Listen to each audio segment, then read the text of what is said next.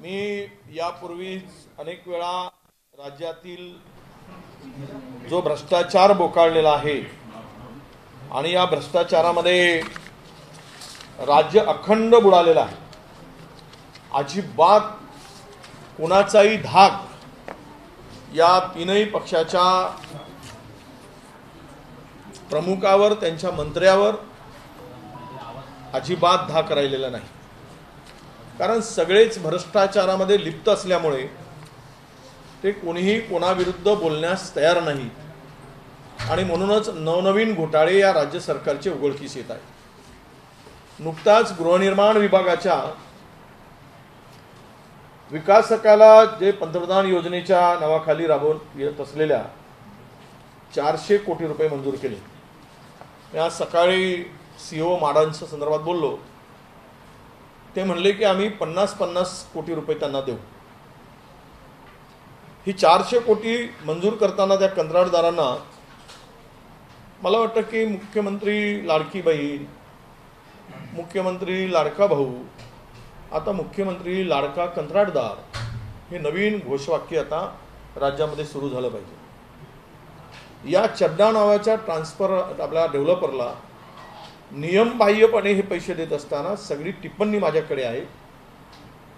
आम्हाला RTI मध्ये मागितलेली माहितीच्या अधिकारात मी सांगतोय की चड्डीचा एवढा लळा काय लागला आणि याची चड्डी सोन्याची करायचा विळा का उचलला गेला हेच कळत नाही.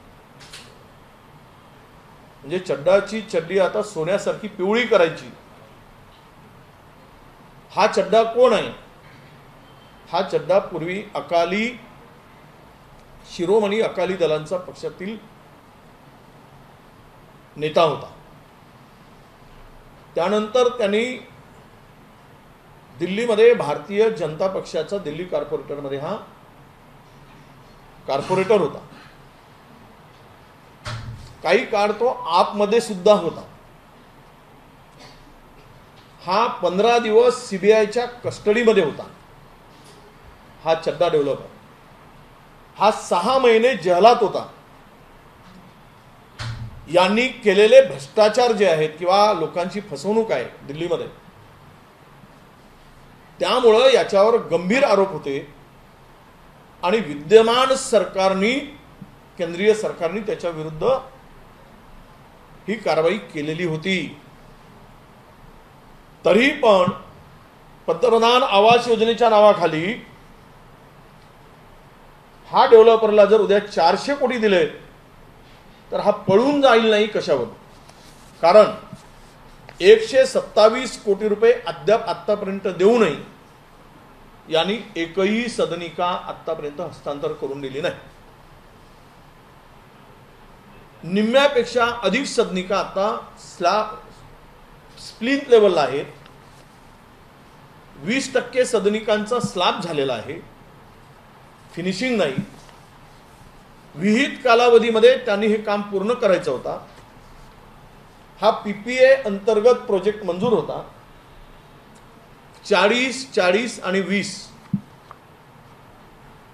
सेंट्रल गव्हर्नमेंट 40, सेंट्रल राज्य सरकार 40 आणि डेव्हलपर 20 असा PPA अंतर्गत प्रकल्प मंजूर झाल्यानंतर सुरुवातीला डेव्हलपरनी 20% तिथे खर्च करणे अपेक्षित होते आणि त्याला मोबिलायझेशन ॲडव्हान्स म्हणून किंवा ॲडव्हान्स म्हणून 127 कोटी रुपये राज्य सरकारने स्वतः दिले. आज व्हॅल्युएशन काढल्यानंतर त्या पूर्ण योजनेचा डेव्हलपरनी स्वतःच्या खिशातून 1 रुपयाही लावल्याचं होत नाही. व्हॅल्युएशन काढल्यानंतर जर त्या सगळ्या प्रोजेक्टचं व्हॅल्युएशन काढाल तर त्यामध्ये सरकारच्याच मर्जीच्या भरोशावर आतापर्यंत त्यांनी काम केले, कारण ते 127 कोटी रुपये दिले. हा डेव्हलपर पात्र नसताना हा चड्डा नावाचा महाराष्ट्रात खड्डा खोदायसाठी आला आणि त्याला मुख्यमंत्री कार्यालय आणि मुख्यमंत्री त्याला बळी पडत आहेत. हा टोपीबाज टोपी लावून जाईल महाराष्ट्राला, कदाचित 400 कोटी रुपये घेऊन परदेशात पडून जाईल जे बाकीचे पळाले तसे. कारण हा याचा रेकॉर्ड जो आहे, याची बॅक हिस्ट्री जी आहे, हा पूर्णतः आम्ही म्हणत नाही, केंद्रीय सरकारने, मोदी सरकारने केलेल्या कारवाईचा पुरावा मी देतो आहे. म्हणून मला दोनही उपमुख्यमंत्र्यांना माझा प्रश्न आहे की तुम्ही ही जी काही 400 कोटी देण्याची मान्यता दिली त्याला तुमचा पाठिंबा आहे का? तुम्ही त्या संदर्भात खुलासा केला पाहिजे. तुमची त्याला मान्यता आहे का? आणि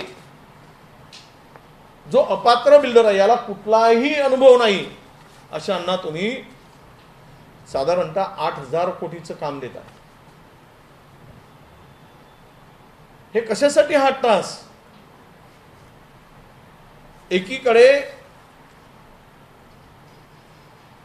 राज्यामध्ये कंत्राटदारांचे बिल मिळत नाही म्हणून त्यांनी आंदोलन सुरू केले.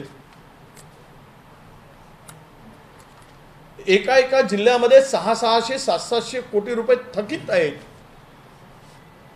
खड्डे रस्त्यावर पडले तरी बुजवायला आता टेंडर घ्यायला कंत्राटदार तयार नाही. त्यातून लोकांचा जीव जात आहे. हा मोठा भ्रष्टाचाराचा एक महाराष्ट्रामध्ये मोठा उदाहरण आहे असं मी मानतो. पैसे मिळवण्याच्या स्पर्धेमध्ये आपण कुठेही कमी पडता कामा नये. वाटेल ते करू. खालून आलेली जे टिप्पणी सांगते ती सर्व सांगते की योग्य होणार नाही. मग तुम्ही एका डेव्हलपरला जर हे पैसे देत असाल तर मग इतर डेव्हलपरला सुद्धा मागितल्यावर तुम्ही देणार का? आणि तुमच्यापाशी पैसे आहेत का? हे कुणाच्या इशाऱ्यावर ही फाईल मंजूर केली आणि त्यांना पैसे दिले, याचं उत्तर सरकारने दिलं पाहिजे, सीएमओ ऑफिसने दिलं पाहिजे, मुख्यमंत्र्यांनी दिलं पाहिजे, दोनही उपमुख्यमंत्र्यांनी सुद्धा दिलं पाहिजे. चड्डासाठी महाराष्ट्रात खड्डा खोदण्याचं पाप करू नका आणि दिलेली टिप्पणी तत्काळ रद्द करा. हे भ्रष्टाचाराला सजग आणि सबळ पुरावा यापेक्षा दुसरा असू शकत नाही. आणि म्हणून हे महायुतीचं जे सरकार आहे यामध्ये थोडी तरी पाहिजे. खुद्द गृहनिर्माण विभागाने याला विरोध केला हो त्याच्या टिप्पणीमध्ये, तरी देऊन टाका 400. मला वाटतं कमिशनखोरी आणि टेंडरबाजीमध्ये लिप्त झालेल्या सरकारला कोणाचाही धाक राहिला नाही. त्यामुळे राज्याला ओरबडून खाण्याची ही मानसिकता यांची मला आता दिसून येत आहे. पूजा खेळकर वरून दुसरा विषय, पूजा खेळकर वरून जे UPSCचं पितळ उघडं पडलं. खरं तर भारत हा आपला तरुणाईचा देश आहे आणि तरुणांना या राज्यामध्ये, या युवकांचा देश म्हणून जे आपण म्हणतो, आणि सगळ्याच देशात 28 वर्ष तरुणांच्या संख्या ही देशामध्ये जगातील सगळ्या देशांमध्ये जास्त आहे. खरं तर निपक्ष आणि पारदर्शक परीक्षा म्हणून UPSC कडे बघितलं जायचं. कारण काल परवा मनीष सोनीने जो राजीनामा दिला, हे प्रकरण उघडकीस आल्यानंतर दिलं. त्याचा 4 वर्षाचा कालावधी शिल्लक असताना राजीनामा का दिला? तर यापूर्वीचे जे अध्यक्ष होते, जे भ्रष्टाचाराने बरबडले होते, त्यांचं नाव जोशी. हे जोशी बुवा व्यापम घोटाळ्यामध्ये अडकलेले होते मध्य प्रदेशमध्ये. हे जोशी बुवा यापूर्वी नीटच्या एक्झाम मध्ये जे काही प्रकरण झालं त्यामध्ये सुद्धा हे जोशी बुवा आहेत. आणि या जोशी बुवावर इतके गंभीर आरोप आहेत की तुम्ही कल्पना करू शकत नाही. हाय म्हणजे आपल्याला लक्षात आणून देतो की NTAने नमूद केले की 1563 उमेदवारांना ग्रेस गुण देण्यात आले. कोणाच्या काळात? जोशींच्या काळात। आणि अशा उमेदवारांचे सुधारित गुण जे काही झालेत ते फार मोठ्या प्रमाणात त्यात बदल झाला। परीक्षेच्या माहिती पत्रकात ग्रेस मार्क फॉर्म्युलेशनमध्ये आणि सवलतीच्या गुणांचं वाटप याच्याबद्दल कुठलीही सूचना न दिल्याची विद्यार्थ्यांनी चिंता व्यक्त केली होती। आणि हेच जोशी महाराज म्हणजे NTA म्हणजे नीटच्या एक्झामचे NTA जे नीट एक्झाम UGसाठी घेतं 2024-22 पर्यंत हे होते, एक भ्रष्टाचारामध्ये किंवा गैरप्रकारामध्ये अडकलेल्या या व्यक्तीला व्यापममधून काढून नीटमध्ये टाकलं, म्हणजे NTA मध्ये टाकलं, तिथून काढून UPSC मध्ये टाकलं आणि महाराष्ट्र देशातील तरुणांचा गळा घोटण्याचं पाप त्या काळात झाला।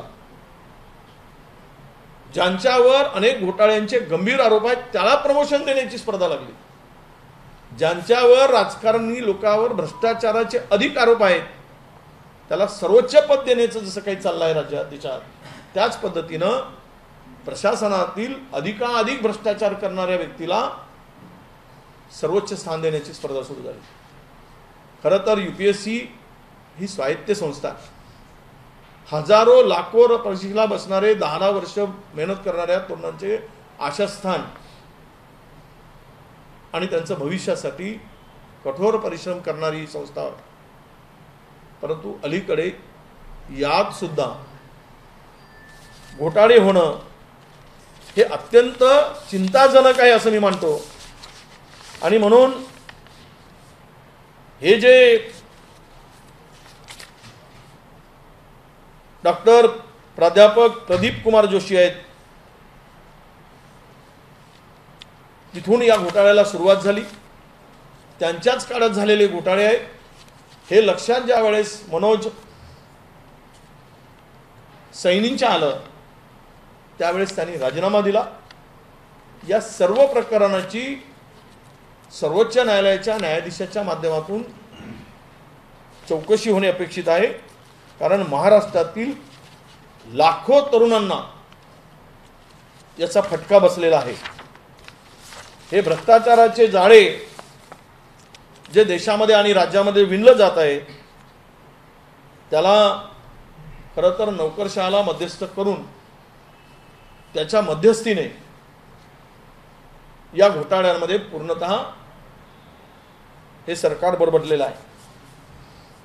जे 15 ते 22 खरं म्हणजे 5 वर्षाचा कालावधी असतो, कारण 2009ला व्यापम झाला, त्यानंतर NTA मध्ये त्यांची नियुक्ती झाली नीटच्या एक्झामसाठी, आणि या 15 ते 22 म्हणजे जवळपास 7 वर्ष त्यांना त्या अध्यक्षपदावर ठेवलं।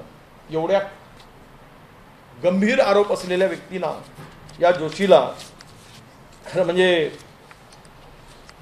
त्यांच्यावर अनेक आरोप होते, ते वैद्यकीय अधिकारी पेपर लीक प्रकरणात सुद्धा त्यांचं नाव आलं होतं आणि त्या आरोपाचा सामना करावा लागला नाही, ते फार काही काळ त्या ठिकाणी राहू शकले नाही। आता नीटचा घोटाळा पुढे आला, 25 लाख नीट इच्छुकांना त्याचा फटका बसलाय। हे सर्व जे काही आहे सरकारचा फार पारदर्शीपणा आहे, हे इमानदार सरकार आहे। या सरकारला भ्रष्टाचार अजिबात खपवून घेतला जात नाही। केवळ शरद पवार साहेबच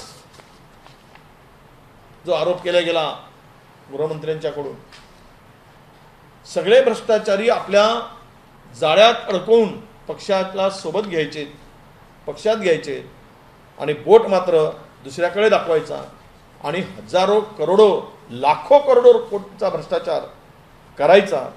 हे आता या सरकारची एकूण मला वाटतं की प्रबळ इच्छाशक्तीचा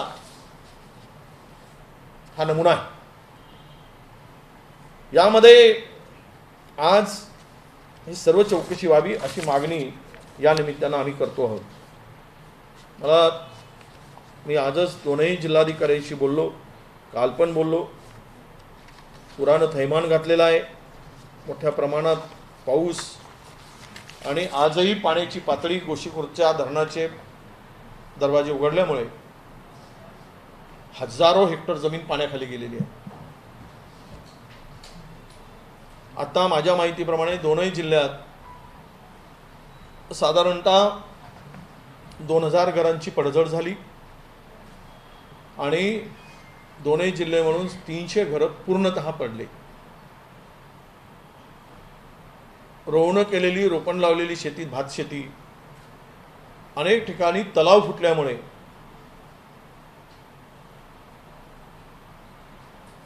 शेतीचं प्रचंड नुकसान झालं.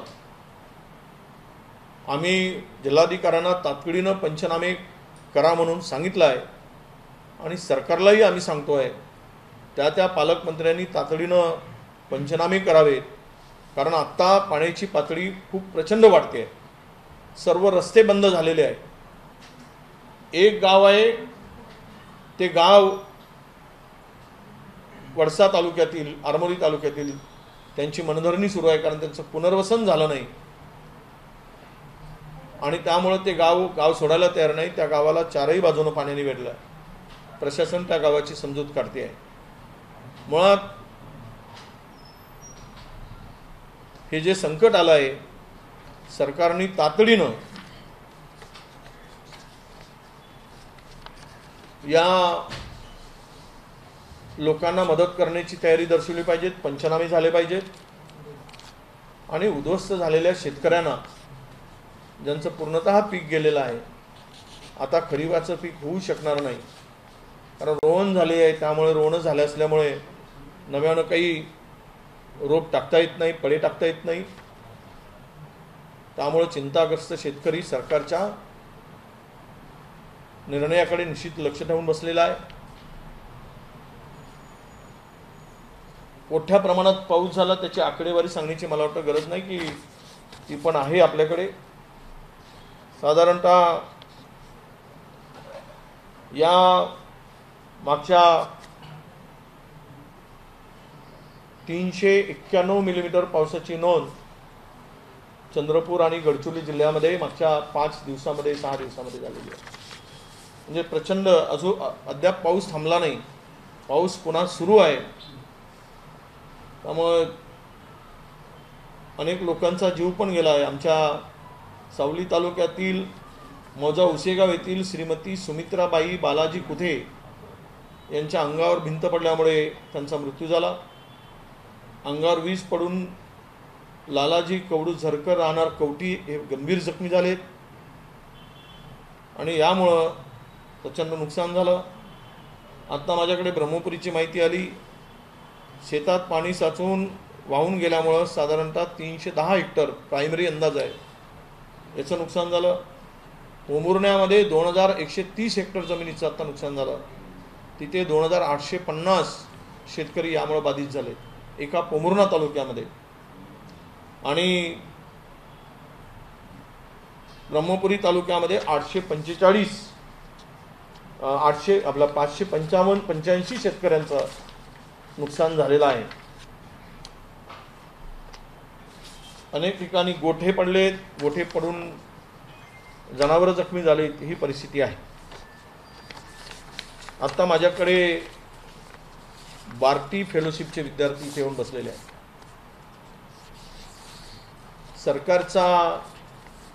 सरकारला काय कुबुद्धी आहे की सुबुद्धी आहे अशी म्हणायची पाळी आली. जिथे कमिशन मिळत नाही तिथे सरकार उदासीन, आणि जिथे कमिशन मिळते एक पाऊल पुढे, हा नवीन नारा. कमिशनसाठी एक पाऊल पुढे. महाराष्ट्र खड्ड्यात गेला तरी चालेल, पण कमिशनसाठी आम्ही आमचं पाऊल पुढे जात राहील. आणि विद्यार्थ्यांसाठी मात्र हे एक पाऊल मागे का टाकतात?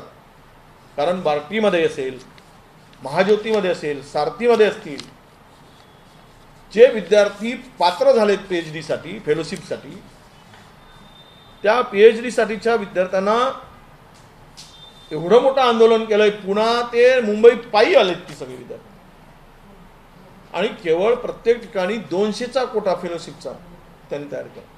मी राज्याचा मंत्री असताना बहुजन कल्याण खात्याचा, माझ्या महाज्योतीमध्ये मी 1185 विद्यार्थ्यांना फेलोशिप मंजूर केली होती. पण आज बिल्डरला तिजोरी खुली आहे, लुटलं जात आहे. मात्र मुख्यमंत्र्यांच्याकडे बैठक घेऊन सुद्धा ही शिष्यवृत्ती दिली जात नाही. म्हणजे कारण शिष्यवृत्तीमधून मी सांगितल्याप्रमाणे ना टक्केवारी मिळते ना कमिशन मिळते. त्यासाठी या विद्यार्थ्यावर अन्याय होतोय. सरकारनं याची दखल घ्यावी आणि जे काही परीक्षा पात्र झाले त्या सर्व विद्यार्थ्यांना बार्टी असू दे, तार्टी असू दे किंवा सारथी आहे, महाज्योती आहे, या सगळ्या संस्थांमध्ये या विद्यार्थ्यांची संख्या वाढवून त्यांना PhD साठी फेलोशिप आपले शिष्यवृत्ती द्यावी. कारण हे जे काही संस्थेत विद्यार्थी आहेत एकतर ते नव्यानं वाढवत नाही आणि दुसरीकडे मात्र विद्यार्थ्यांना 2 वर्षापासून ही शिष्यवृत्ती नाही आहे. हा गंभीर विषय. फेलोशिपच्या विद्यार्थ्यांना 2 वर्षापासून त्यांनी आंदोलन केले, कोणी दखल घ्यायला खाली नाही. कारण या सामाजिक न्याय विभागामध्ये मुख्यमंत्री त्याचे मंत्री आहेत आणि खाली मात्र इतका प्रचंड भ्रष्टाचार चालला आहे. कारण मुख्यमंत्र्यांना या खात्याकडे लक्ष द्यायला वेळच नाही. त्यामुळं सुसाट भ्रष्टाचाराला वाव त्या ठिकाणी अधिकारी प्रशासन मिळून करतायत. त्याचाच भाग म्हणून 2 वर्षापासून, कारण 2023-24 मध्ये 11,800 कोटीचा बजेट असलेल्या सामाजिक न्यायामधून फक्त आणि फक्त 4,200 कोटी रुपये खर्च करू शकले. हे मी रेकॉर्डवर आणलेलं आहे. BDS वर जे आपल्या निधी उपलब्ध करून दिला आहे ते सगळं त्यामध्ये उपलब्ध आहे. किती अनास्था आहे मागासवर्गीयांसाठी. आणि दुसरीकडे मात्र खाजगी विद्यापीठातील बिल आणून SC ST OBCचं आरक्षण संपवून टाकायचं आहे. तर हे राज्य मागासवर्गीयांसाठी आहे का? हे राज्य चालवत आहेत आदिवासीसाठी चालवत आहेत का? OBC साठी, बहुजनांसाठी हे सरकार चालतं का? किंवा धनदानग्या आणि बिल्डरसाठी हे सरकार चालवत आहेत? कंत्राटदारासाठी हे सरकार चालवत आहेत का? हा खरं प्रश्न सरकारला आहे. धडा घ्या, नाहीतर रस्त्यात खड्ड्यांचे प्रमाण वाढले. तुम्हाला लोक त्याच खड्ड्यात टाकून बुजवल्याशिवाय राहणार नाही. तुम्ही कितीही दम दिलात ठोकून काढा म्हणून, तरी जनता तुम्हाला ठोकून काढेल. या स्थितीमध्ये जनता आलेली आहे आणि त्याची वाट पाहत आहे. मूठ आवडून वाट पाहत आहे की येऊ देत, घोषणा निवडणुकीचे होऊ दे आणि मतदानासाठी येऊ दे. त्याच खड्ड्यात टाकून तुम्हाला वरून माती टाकल्याशिवाय जनता स्वस्थ बसणार नाही. हेही लक्षात घेऊन काम करावं अशी त्यांना माझी विनंती आहे. धन्यवाद. पुणे आणि नगर जिल्ह्यामध्ये बिबट्यांचा बंदोबस्त करण्यासाठी 8.5 लाख सौर पंप लावण्याचा आणि कारभारींना रात्री बाहेर जाता कामा नये म्हणून घरी ठेवण्याचा असा एक विषय पुन्हा सरकारने एक आश्वासन दिलं आहे की लाडली बहिणीच्या अंतर्गत आता सौर ऊर्जा लावून कारभारीला घरी ठेवण्याचं आश्वासन आता मात्र सरकार देत आहे. नाही, आता 3 महिने आश्वासनाच्या पलीकडे यांच्यापाशी द्यायला काही नाही. पोट भरत नाही आहे, लोक उपाशी मरू देत. आश्वासनाच्या आशेवर जगवायचं काम 2 महिने. कारण सत्ता हातातून जाते आहे, त्यामुळं इतके अस्वस्थ झाले आहे की बेछूट आरोप करतायत. आणि योजनांचा तर असा सपाटा लावला आहे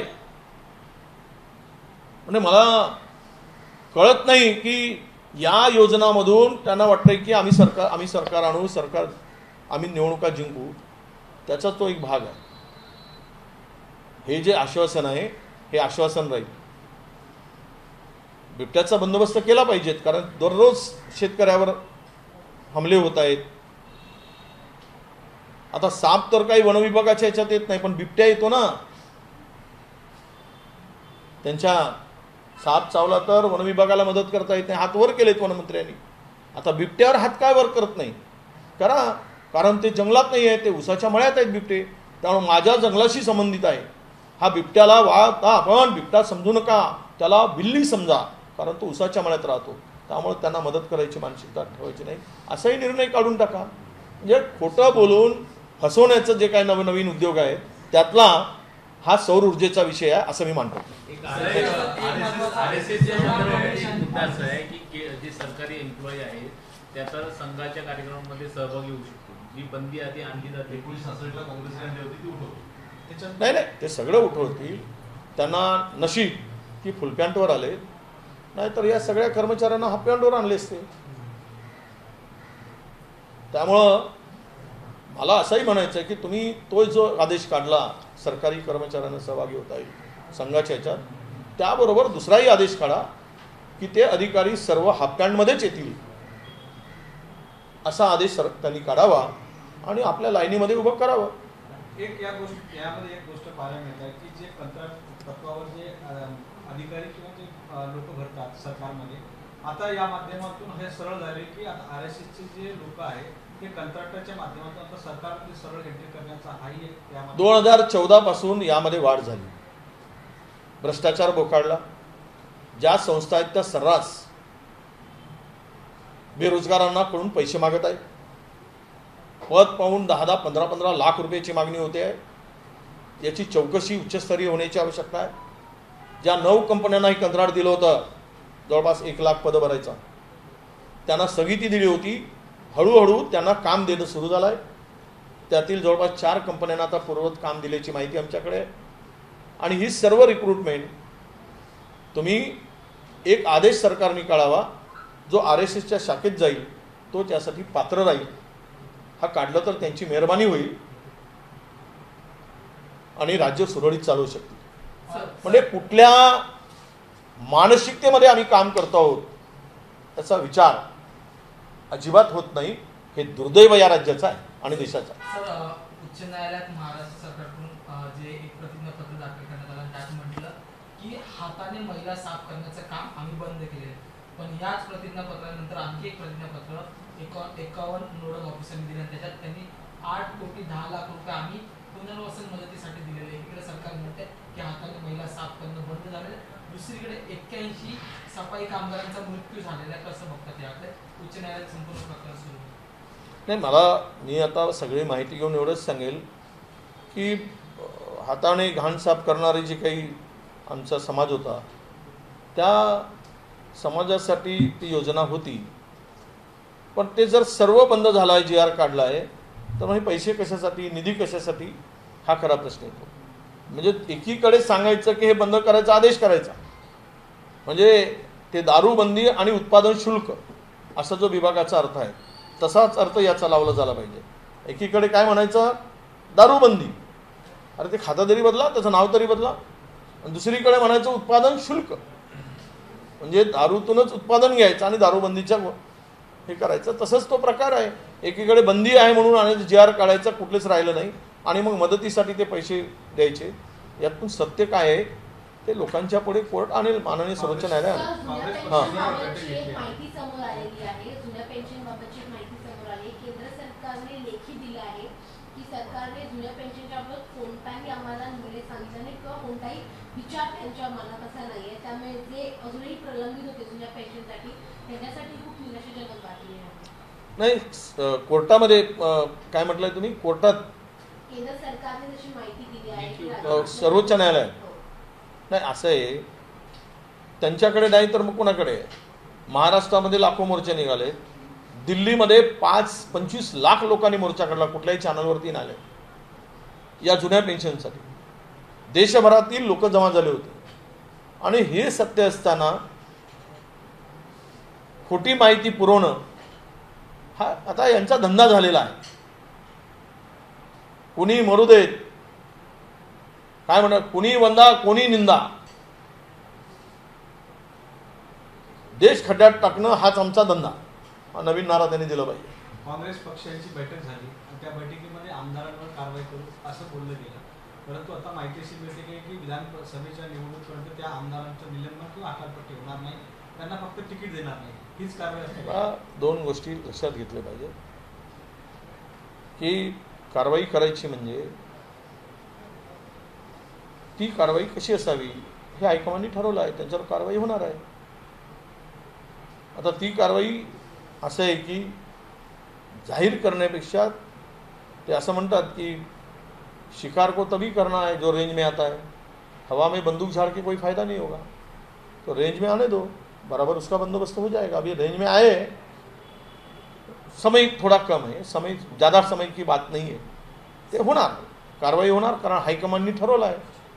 ते आज आम्ही हायकमांडकडे विषय दिला आहे, तो विषय दिल्लीच्या दरबारी आहे, त्यांनी तो निर्णय जाहीर केलेला आहे, म्हणजे आमच्या मीटिंगमध्ये जाहीर केला आहे, तुमच्या पुढे नाही, आणि सांगितलं तुमच्या पुढे की आम्ही कारवाई केली आहे। ती कारवाईचं स्वरूप काय असेल ते हायकमांड सांगू शकतो। मी नाही म्हटलं, वेणुगोपालजी म्हणा। तुम्ही सांगा ना आम्हाला काय कारवाई नाही, आम्ही काय, आमचा प्रस्ताव आम्ही हायकमांडकडे दिला आहे, प्रदेशनी चेन्नीथाला साहेबांनी दिलेला आहे प्रभारीच्या माध्यमातून।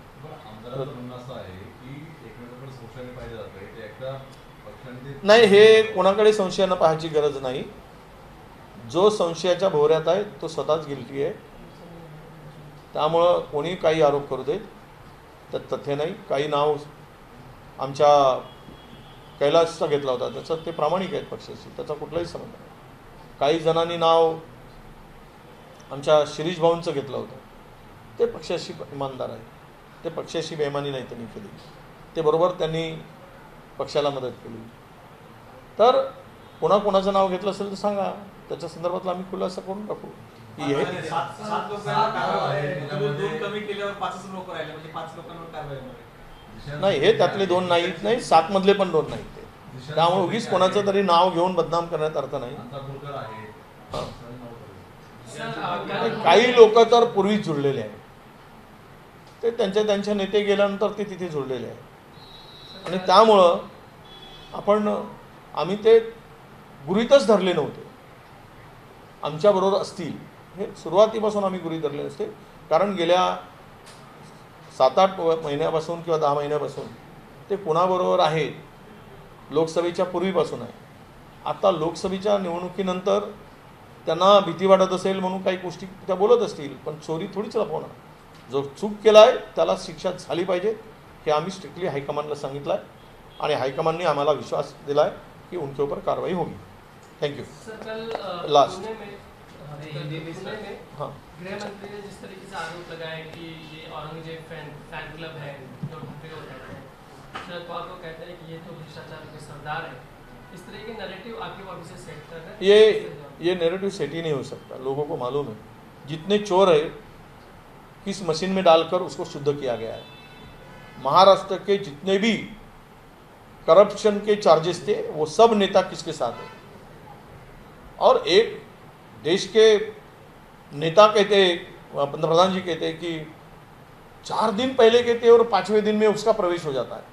तो जनता इतना भोला मत समझिए, जनता को इतना इनोसेंट मत समझिए, वो सब समझती है, सब जानती है, और इसीलिए तो आप कितना भी गलत आरोप लगाओगे तो उसको जनता का माइंड आप चेंज नहीं कर सकते।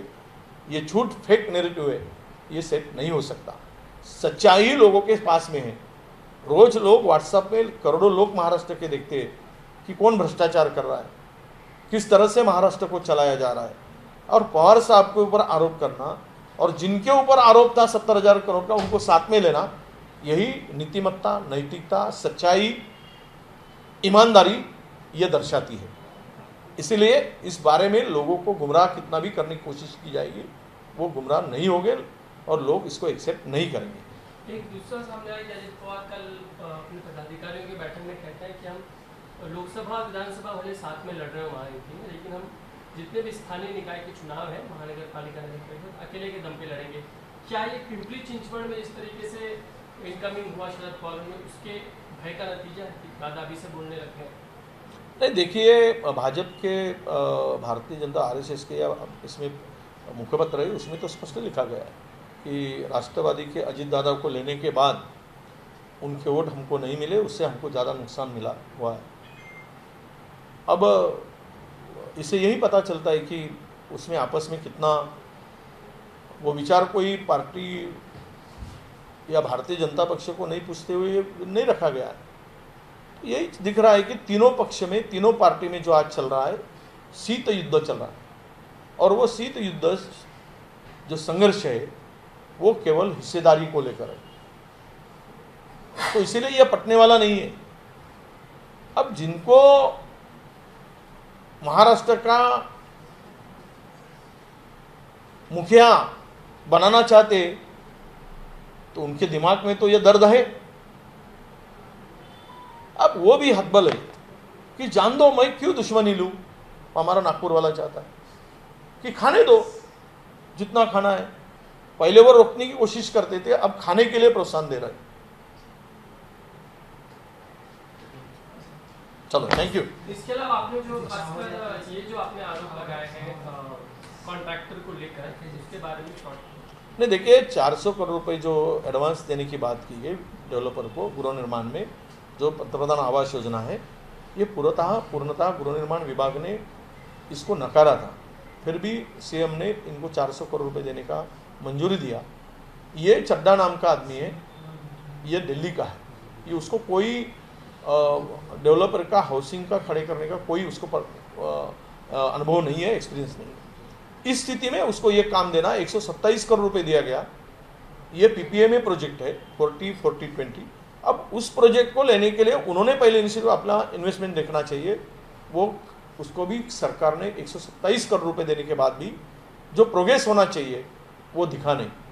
इसका मतलब यही है कि डेवलपर ने 1 रुपया भी अपना जेब से लगाया नहीं। और ऐसे स्थिति में वो 400 करोड़ मांगता है और सीएम उसको एकनाथ जी शिंदे उनको परमिशन देते हैं, तो यही एक एग्जाम्पल करप्शन का बड़ा एग्जाम्पल है। अब ये परसेंटेज में और टेंडर में लटकी हुई सरकार, चाहे किसानों को देते वक्त इनके हाथ अकड़ते हैं, और इन्होंने जो योजनाएं लाई, लाड़की बहन, लाड़का भाई, अब लाड़का कॉन्ट्रैक्टर, कंत्राटदार, ये तीसरी योजना ये जल्दी लाएंगे ऐसा मुझे विश्वास लगता है। इस प्रकरण की पूरी जांच हो और ये रोका जाए, ये बहुत बड़ा भ्रष्टाचार है। इसीलिए हमने पूरी माहिती भी मांगे और अब सरकार को, मुख्यमंत्री को लेटर भी लिखने वाले हैं। Thank you. एकदम शेवटचा प्रश्न, आज मुंबई घडामोड घडते, शरद पवार महाविकास आघाडीतले महत्त्वाचे नाव म्हणजे शरद पवार आणि राज्याचे मुख्यमंत्री यांची भेट होणारे दुपारी नाही, पवार साहेब तर परवा डीपीडीसीच्या मिटिंगला गेले होते। पवारांचं विजन जे आहे ते विकासाचं आहे, ते डेव्हलपमेंटचं आहे। महाराष्ट्र उभा झाला आहे त्यामध्ये मोठा एक वाटा शरद पवार साहेबांचा आहे, जसा विलासराव देशमुखांचा आहे, जसं वसंतदादांचा आहे, शंकरराव चव्हाणांचा होता। हे काही मोजके नेते आहेत जे महाराष्ट्राचं विजन ठेवून काम करत होते, त्यातील प्रमुख वाटा सुद्धा हा पवार साहेबांचा आहे। उद्या सीएम बरोबर विकासाच्या बाबतीत गेले असतील तर निश्चित त्यांचं स्वागत करायला पाहिजे। आणि ओबीसी आरक्षणाच्या संदर्भात सुद्धा काही तोडगा निघावा ही त्यांची भूमिका आहे। विनाकारण वाद लावलाय सरकारने आणि बोर्ड विरोधकाकडे दाखवत आहे, भांडणं लावलेत। एकाचं नेतृत्व ओबीसीचा एक पक्ष करतो, मराठ्याचा दुसरा पक्ष करायला गेला, हेही गेलं आणि तेही गेलं, तेलही गेलं आणि तुपही गेलं, हाती धुपाटणं आलं, त्यामुळे आता तडफडत आहेत। आता यांना ते आमच्याकडे धूप देतात ना, धूप टाकून धुवा, धूर सोडतात, आता यांना धूर यांच्या अंगावर सोडायची पाळी आलेली आहे, म्हणून ते तडफडत आहेत। एबीपी माझा, उघडा डोळे बघा नीट।